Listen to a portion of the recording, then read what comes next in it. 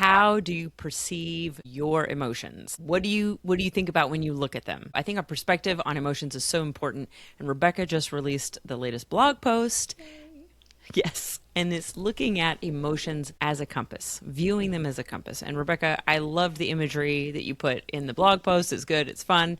And I was curious about what prompted you to relate emotions to compasses? What's the correlation that you're making and how meaningful is that? I'm dumping a bunch of questions on you all at once. I want to pass you the ball and let you run with it. I'm just about knowing a little bit more about the connections you've made and the meaning that you've drawn from this analogy. One, I think, who doesn't love a good pirate analogy? Be a smuggler or a pirate on the high seas. I think that as I have continued to connect with my emotions in life, as I've continued to understand them better, continued to navigate how they impact me, what they're trying to tell me, etc., I've realized that I think emotions are a very effective and useful tool.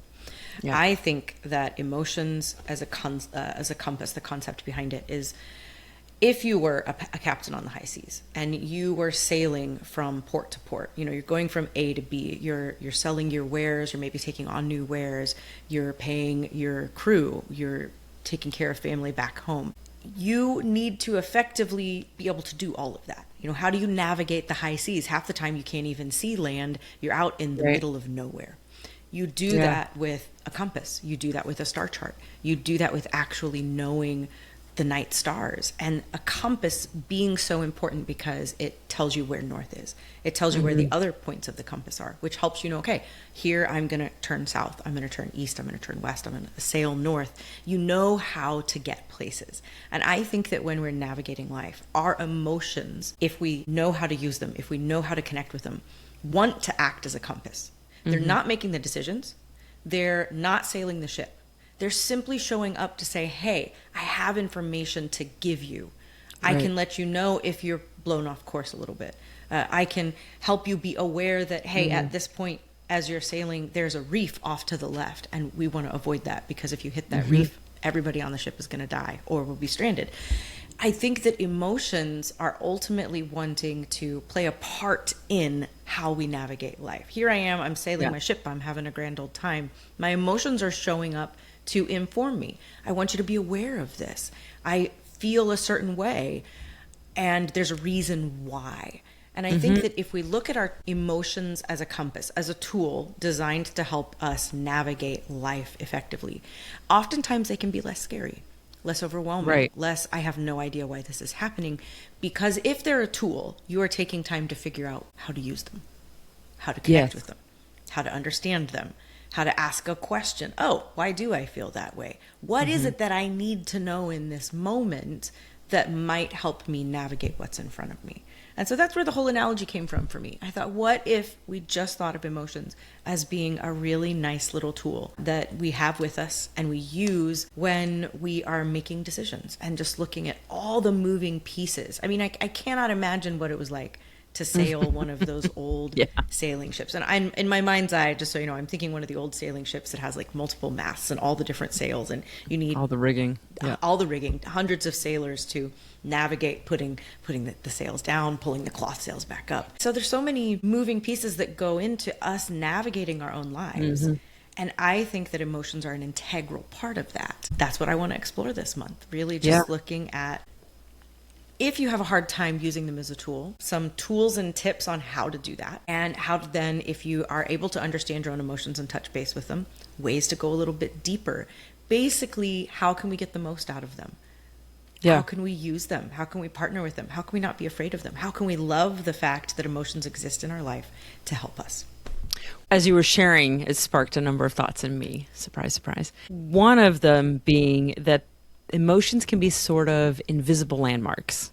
Yeah. And I pictured being at sea when literally you see nothing else but water all around you, and you can be lost at sea, and that the emotions can be there to help you reorient yourself and re-guide yourself when we think of them as that compass, and to be like, oh, there's something there, even though I can't see it. Like, we can't see the magnetic pole on the compass. We can't see that.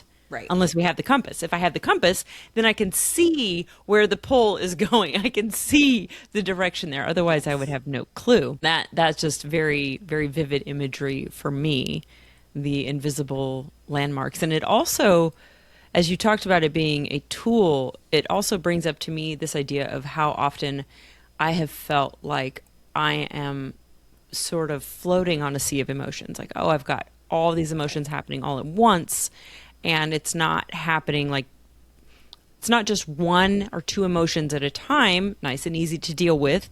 No, it's 13 to 25, Right. all happening at the same time. And the idea of having the compass having a tool, viewing the emotions as a tool instead of the emotions being the ocean, it's like all of a sudden it's like, That's good. oh, I can learn to use a tool. Yeah. I can learn how to do this thing and navigate. It makes me think about construction tools because I've been working on a remodel, and learning the tools makes the job easy. And if you have the right tool and you know how to use it, because you have to have both things. Right. You have to have both. You can have the right tool, but if you don't know how to use it, it doesn't help you very much. So I love that you are planning to share some stuff with us on tips on Yep. how to process emotions, how to face them, whatever it is you're going to share, all those exciting things. Is there anything you would want to add specifically about this most recent blog post that I think is fun and a very interesting way to look at our emotions?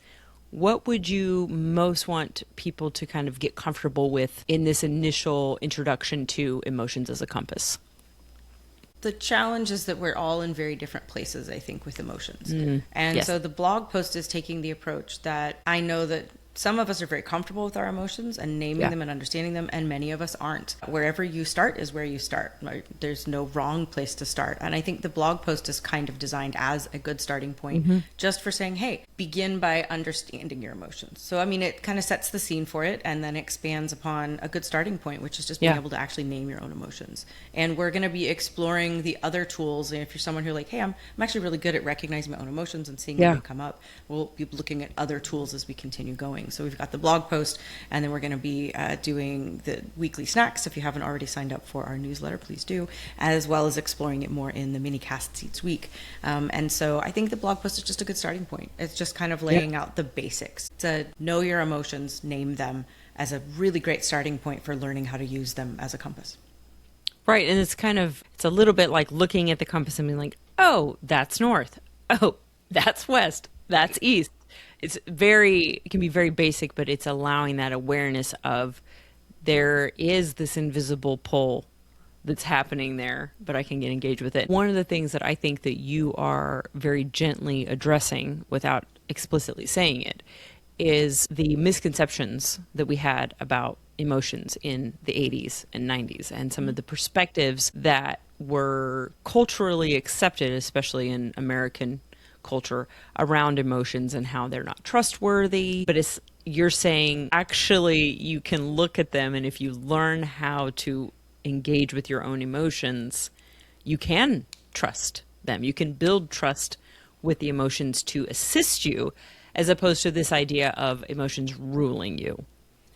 Yes. That's what I think there's And an element making there. that point again, that emotions aren't the ones steering the ship. You're Yeah. still the captain of your own ship. Emotions aren't making your decisions for you, but they do want to inform your decisions. And I do think that that's Yes. a shift in a lot of perspectives. It isn't about knowing your emotions so that they can grab the wheel and do what they want with Yeah. your ship.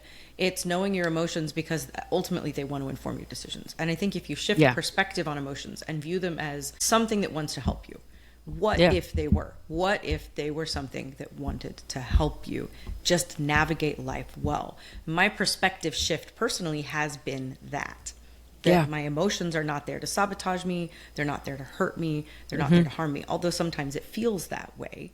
Right. The reality I've experienced is as I've gotten to know and explore it better, my emotions are usually just there to try and protect me. They don't always do it in a way that makes sense, right? Sometimes our protection mechanisms existed in extreme or harsh or very traumatic environments. It made sense that we would protect ourselves the way we did at the time. I have shifted. I'm in a very healthy space. I'm very safe. And so realizing, hey, my emotions have always just been trying to keep me safe. Sometimes they've Yeah. done it in ways that don't serve me anymore. and I might Right. shift and pivot. But ultimately, again, it goes back to that goal of understanding what are my emotions trying to do for me. Yeah. And as I'm navigating life, how are they wanting to show up and help me? And if I'm feeling anxiety and really, really anxious, why do I feel that anxiety? If I'm experiencing emotions that some people would say were bad, I think that one of the Right. negative ideas that people have are there are good emotions and there's bad emotions. I don't think there are any bad emotions. They're just Right. emotions. But if I'm experiencing an uncomfortable emotion, as it were, like, Right. oh, I'm angry. Right. Why are you angry? It exists for a reason. What is anger trying to tell you? And so, again, going back to the basics, understanding the fact that your emotions popped up and that they have something to tell you is just a great starting point to begin to understand, Yes. like, oh, I'm angry. Why am I angry? Yeah. What It's just like, look at, happened to make me angry? What right. triggered that? Oh, begin to understand, why do you feel the way you do in the first place? There is a reason for it. Yeah. Well, and it makes me think when you were talking about the emotions aren't necessarily trying to do all these things that we imagine and we kind of assign to them. Right. It's like looking at the compass, like the compass isn't trying to take over the helm. Right. You either choose to use the compass to help guide you while you're at the helm or you don't. If you know your sea charts and you know where the hidden reefs are, if you understand how to use the compass and the other charts, you can look at that and be like, oh, yes, we need to steer clear of here, even though we can't see anything. So it might just be that anxious feeling could be an alert that, oh, we're near something. Let's go This is around it. Let's sail unsafe. around it. Do you Yes. want to go somewhere else? And I think the Yeah. great thing about when you begin to know your emotions, you can also update them. You know, maybe in the past you Yeah. were anxious about something because it was unsafe, and Right. anxiety shows up again if you're in a similar situation, but you've actually set up enough healthy boundaries that you can say, hey, you know, last time we came through this stretch of ocean, there were some rocks just Yeah. underneath the surface. We had dynamite on the ship. We blew the rocks up. They're not there anymore. Yeah. I'm anxious because in the past, this was a very dangerous place to be. Right. We changed that. I also think knowing your emotions can help you go, it's okay that I feel anxious. I understand why. I've made some adjustments and some changes myself. It's safe Yeah. for me to sail through this patch of life. It's safe for me to take this action or do this thing because something has shifted and adjusted. And so Yeah. I don't know. It's this idea of learning.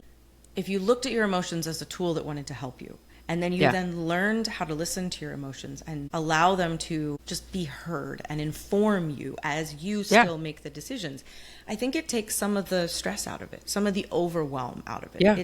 It makes it feel, I don't know. I think I have this idea in my mind, this image of just like there's being this old gold compass in my pocket and this almost comfort of pulling it out of my pocket and holding it on my hand. The pause and taking a moment to look at it, to ask a question of my emotions that I've observed coming up, to sit with them. Maybe I'm updating them if there's been a change, or maybe I'm just going, yeah, I know why I feel that way. I'm going to do something about that. I have a plan. And then being Right. able to pop that back in my pocket and continue on with my day. So the sense Yeah. of things being more peaceful because I have the tools and I know how to use them, and more enjoyable.